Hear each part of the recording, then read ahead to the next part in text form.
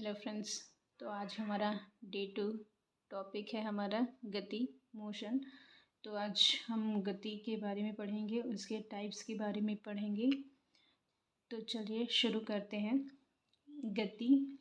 गति क्या होता है? किसी अन्य वस्तु की अपेक्षा किसी वस्तु की स्थिति या स्थान, पोजीशन में समय के साथ परिवर्तन को गति कहते हैं। अब रैखिक गति क्या होता है? वैसी गति जिसमें पिंड या वस्तु सीधी या वक्र रेखा पर चलती है रैखिक गति कहलाता है। जैसे बंदूक से निकलती गोली, ऊंचे टीले से सरकता बालक। अब वृत्तीय गति क्या होता है? Circular motion. जब वस्तु एक वृत्तीय पथ पर गति करती है तो वह गति वृत्तीय गति कहलाती है। जैसे सूर्य के चारों ओर पृथ्वी की गति, परमाणु के नाभिक के चारों ओर इलेक्ट्रॉन की गति, नाचता हुआ लट्टू आदि। अब आवर्त गति पढ़ेंगे। तो आवर्त गति क्या होता है? Periodic motion. इस प्रकार की गति में पिंड या वस्तु एक निश्चित अंतराल में अपनी गति समय के साथ दोहराती है, जैसे झूले की गति। दोलन गति क्या होता है?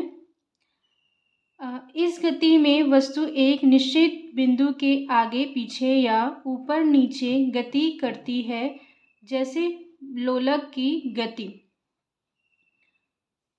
विस्थापन डिस्प्लेसमेंट क्या होता है? किसी वस्तु की स्थिति में परिवर्तन को उस वस्तु का विस्थापन कहते हैं। विस्थापन धनात्मक एवं ऋणात्मक दोनों होता है। वेग किसी पिंड द्वारा इकाई समय में एक निश्चित दिशा में तय की गई दूरी वेग कहलाती है। वेग का फॉर्मूला होता है विस्थापन बटा समय। SI मात्रक होता है मीटर प्रति सेकंड। अब पढ़ेंगे चाल। चाल क्या होता है? किसी पिंड द्वारा किसी दिशा में इकाई समय में तय की गई दूरी चाल कहलाती है। SI मात्रक होता है चाल का मीटर प्रति सेकंड, इसका भी होता है।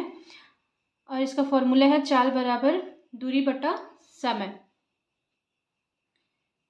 तो हमारा अगला है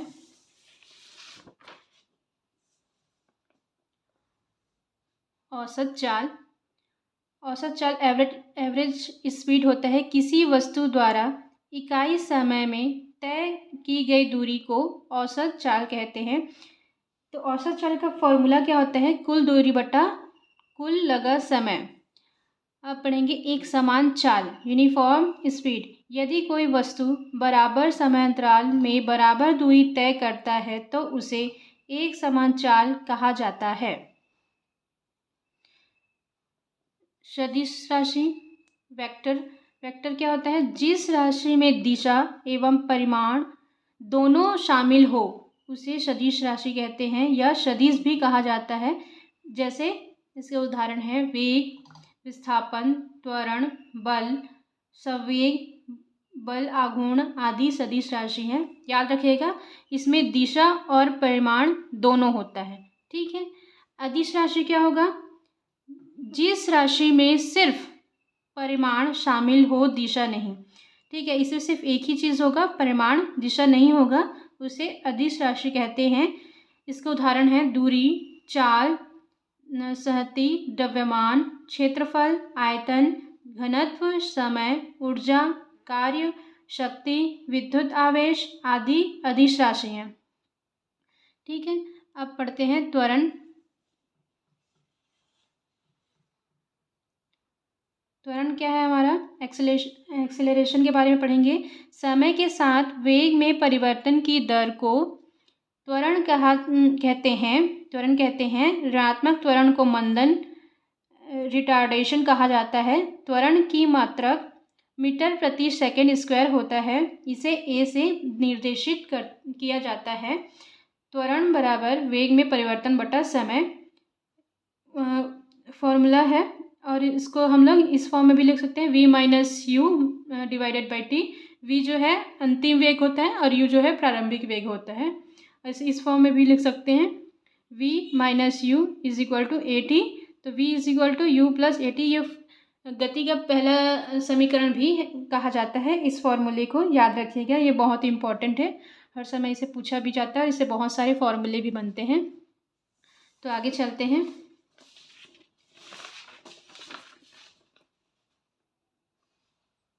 औसत वेग के बारे में।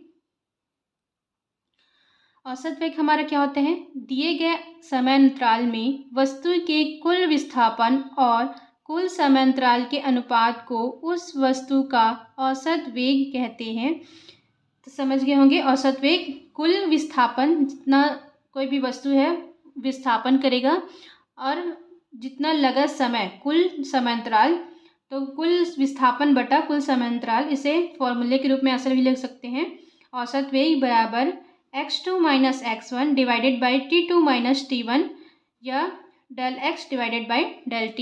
ये फॉर्मूला भी बहुत इंपॉर्टेंट है, इससे बहुत सारे क्वेश्चन भी बनते हैं, याद रखिएगा। अब है ताक्षणिक वेग। परिवर्ती गति में किसी क्षण पर वस्तु के वेग को ताक्षणिक वेग कहते हैं। v is equal to limit t tends to 0 del x divided by del t या v is equal to dx by dt। अब एग्जाम्पल है, यहाँ पर एग्जाम्पल सॉल्व करके समझ लेते हैं। कुछ क्वेश्चन है। एक गतिमान वस्तु का समय t सेकेंड पर निश्चित समीकरण x is equal to 6t plus 5 metre द्वारा दी जाती है। कण का वेग ज्ञात कीजिए। तो हमें दिया गया है x is equal to 6t plus 5, v is equal to हमें पता है dx डिवाइडेड बाई dt। हमने पहले इसके बारे में देखा है, फॉर्मूले भी पढ़े हैं। जैसे हम x को t के सापेक्ष अवकलन कर देंगे, तो यहाँ पर इसका फॉर्मूला क्या होगा? सिर्फ ये बस होगा अवकलन, ये तो है अचर राशि, कांस्टेंट है ये, तो ये हो जाएगा 0। तो यहाँ पर हमारा v is equal to 6 metre पर सेकेंड आंसर आ गया। ठीक है, अब उदाहरण पढ़ेंगे। नेक्स्ट दूसरा उदाहरण है हमारा। एक व्यक्ति 1 मिनट तक 5 मीटर प्रति सेकंड की चाल से तथा अगले 2 मिनट तक 3 मीटर प्रति सेकंड की चाल से चलता है। व्यक्ति का औसत चाल क्या होगा? ठीक है, दिया गया है t1 1 मिनट, यहाँ पर बोला गया है 1 मिनट, एक व्यक्ति 1 मिनट, यानी कि हमारा t1 हो गया 1 मिनट यानी 60 सेकेंड, और v1 हमारा है यहाँ पर 5 मीटर प्रति सेकंड लिखा है, सेकंड की चाल से तथा अगले 2 मिनट तक 3 मीटर प्रति सेकंड की चाल से चलता है। यहाँ पर मैंने गलती से 5 लिख दिया, ये एक्चुअली में 2 है, ये 2 है।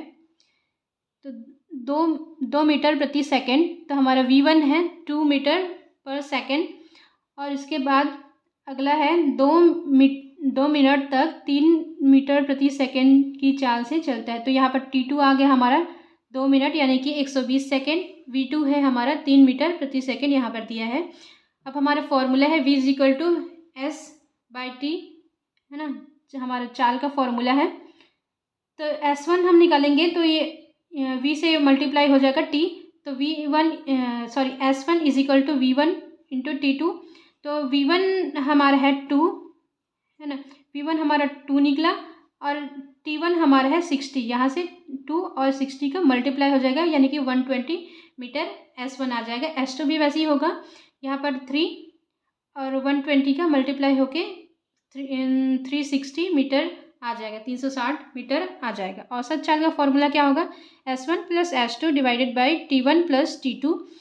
तो यहाँ पर S1 हमारा कितना निकला है 120 और S2 कितना निकला 360, और हमारा T1 कितना है 60 प्लस 120 बराबर 480 डिवाइडेड बाई 180। तो यहाँ हमारा वैल्यू आ जाएगा 2.67 मीटर प्रति सेकंड, ये हमारा आंसर निकल के आ गया। हम नेक्स्ट पढ़ते हैं।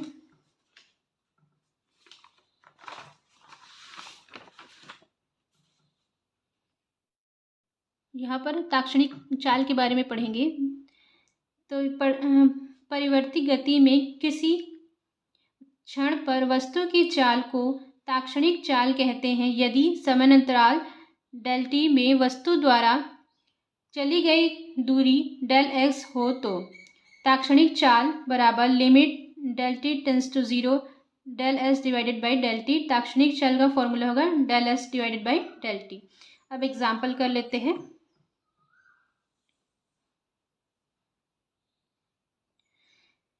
एग्जाम्पल है, एक कार आधी दूरी v1 वेग से तथा शेष दूरी v2 वेग से तय करती है, तब कार का और वेग क्या होगा? औसत वेग क्या होगा? कार का औसत वेग निकालना है यहाँ पे। तो हमारा वेग का फॉर्मूला होता है विस्थापन बटा समांतराल, पहले भी पढ़ चुके हैं। तो यहाँ से फॉर्मूले में रखकर हम वैल्यू निकालेंगे। तो v1 हमारा होगा डेल एक्स बाई टू, विस्थापन यहाँ पर आधी है, आधी दूरी है ना, आधी दूरी तय की है तो x डिवाइडेड बाई टू, और समय हमारा क्या होगा t1, और यहाँ से मल्टीप्लाई करके हम t1 के वैल्यू निकाल सकते हैं। t1 को इस तरफ ले जाएंगे, v2 के नीचे लेके आएंगे तो x divided by two v1 हो जाएगा, तथा v2 निकालना है। तो यहाँ पर भी समय आधा है, विस्थापन आधा है, तो x divided by two divided by t2, तो t2 का वैल्यू निकल जाएगा x divided by two v2। तो टोटल टाइम हमारा निकलेगा t1 plus t2 is equal to x divided by two v1 plus x divided by two v2 is equal to x common निकाल लेंगे और to भी common निकाल लेंगे, तो हमारे पास क्या बचेगा v1 plus v2 divided by v1 dot v2। अब औसत वेग क्या होता है हमारा? कुल विस्थापन बटा कुल समय अंतराल होता है। तो हमारा x कुल विस्थापन कितना है x, और यहाँ पर कुल समय अंतराल, यहाँ पर t1 प्लस t2 का वैल्यू रख देंगे। तो यहाँ पर डिवाइडेड बाई x भी आएगा इसके फॉर्मूले में, x divided by two v1 plus v2 divided by v1 plus v2 ये रख देंगे यहाँ पर। तो कट के x और x कैंसिल हो जाएगा, तो यहाँ पर t जो बटे में है यहाँ पर 2, तो 2 ऊपर आ जाएगा, और v1 plus v2 divided by t1 plus t2, ये हमारा आंसर आ जाएगा। इस फॉर्मूले को याद रखिए, ये डायरेक्ट भी फॉर्मूले के रूप में यूज़ होता है, तो ये बहुत इंपॉर्टेंट है, इसे याद रखिएगा। अब हमारा अगला क्वेश्चन है, देखिए, आधे समय तक एक कार v1 वेग से तथा शेष आधे समय तक v2 वेग से चलती है, कार का औसत वेग ज्ञात कीजिए। ऊपर हमने फॉर्मूला वेग का देखा था, वेग बराबर विस्थापन बटा समय दिया गया था, बस इसको जस्ट उलट कर लिखे, विस्थापन बराबर वेग गुणा समय अंतराल। तो x1 हमारा क्या निकलेगा v1 cross t by two, तो क्योंकि यहाँ पर समय को आधा बताया गया है, आधे समय में, तो t हमारा हाफ हो जाएगा, और x2 निकाल लेंगे v1 क्रॉस t2, तो हमारा विस्थापन निकलेगा x1 plus x2 is equal to v1 plus v2, t by two common निकल जाएगा क्योंकि दोनों में है, v1 और v2 प्लस में हो जाएगा, टी बाई टू कॉमन निकल जाएगा। औसत वेग का फॉर्मूला होता है कुल विस्थापन बटा कुल समय अंतराल। तो कुल विस्थापन क्या है हमारा x1 plus x2 divided by t। तो x1 और x2 क्या निकला है यहाँ से v1 plus v2 t divided by two divided by t, तो t कैंसिल हो जाएगा, तो औसत वेग क्या आ जाएगा सीधा v1 plus v2 divided by to. तो इसे भी याद रखिएगा, ये भी बहुत इंपॉर्टेंट है, ये डायरेक्ट फॉर्म में भी यूज़ होता है ये फॉर्मूला, तो इसे आप याद रखेंगे। और इसके बारे में डिटेल जानना चाहते हैं, जो भी हमने आज पढ़ा, जितने भी फॉर्मूले हमने पढ़े और भी न्यूमेरिकल चाहते हैं, तो डिस्क्रिप्शन में मैंने वेबसाइट का लिंक दे दिया है, वहाँ से आप चेक कर सकते हैं। और न्यूमेरिकल वगैरह भी है, क्विज़ वगैरह भी है, आप वेबसाइट में चेक कर सकते हैं और अपनी तैयारी को अच्छा कर सकते हैं। Thank you.